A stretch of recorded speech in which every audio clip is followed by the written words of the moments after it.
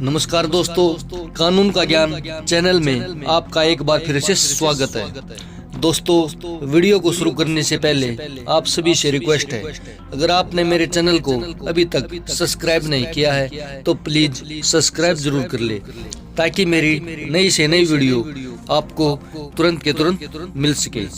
दोस्तों, यहाँ पर आपको कानून की हर जानकारी दी जाएगी, तो प्लीज चैनल को सब्सक्राइब जरूर कर ले।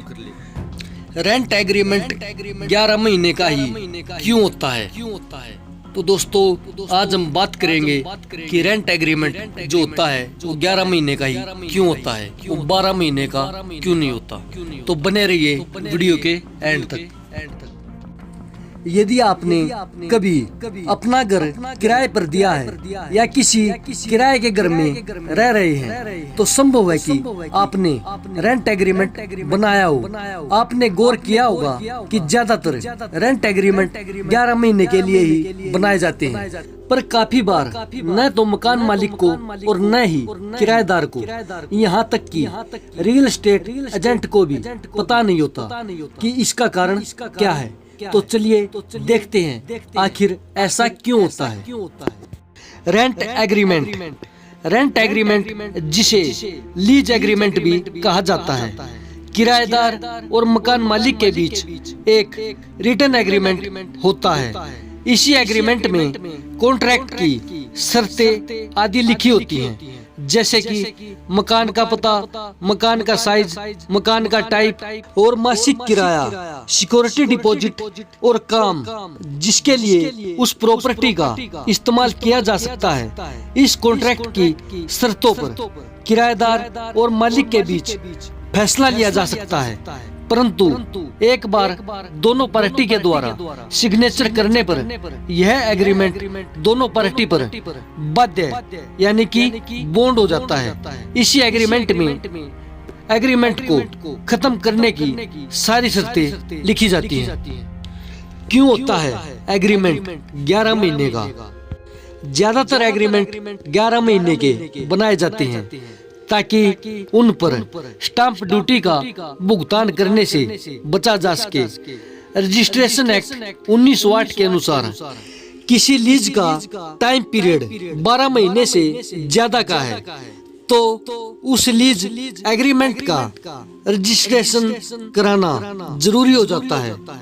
यदि किसी लीज एग्रीमेंट को रजिस्टर्ड कराया जाता है तो उस पर रजिस्ट्रेशन फीस और स्टाम्प ड्यूटी का भुगतान जरूरी हो जाता है।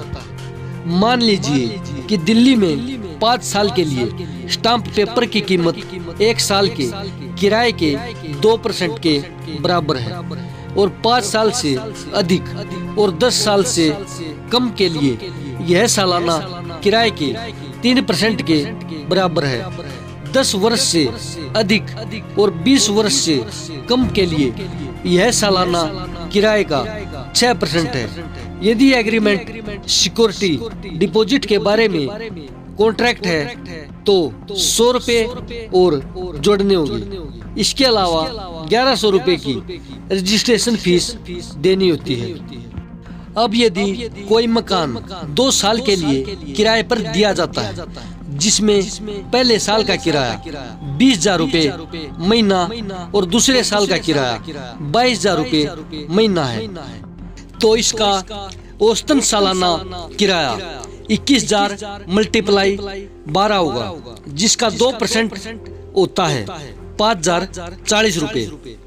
यदि इसमें सिक्योरिटी डिपॉजिट भी है तो 100 रुपए उसके जोड़ेंगे और 1100 रुपए रजिस्ट्रेशन फीस के मिला के कुल 6,240 रुपए खर्च बनता है।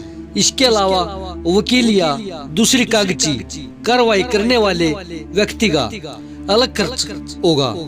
इस हिसाब से एक एग्रीमेंट को रजिस्टर करवाने में 8 से 10,000 रुपए लग जाते हैं। अब अगर कोई 12 महीने या इससे ज्यादा के लिए एग्रीमेंट करता है तो उसको एग्रीमेंट रजिस्ट्रेशन एक्ट 1908 के अनुसार रजिस्टर्ड कराना होगा, जिसमें 8 से 10 हजार का खर्च आएगा। दोस्तों वीडियो कैसी लगी? अच्छी लगे तो लाइक करो और कमेंट करके जरूर बताना कि वीडियो कैसी है, और ऐसी ही और वीडियो पाने के लिए चैनल को सब्सक्राइब करना ना भूलें। धन्यवाद।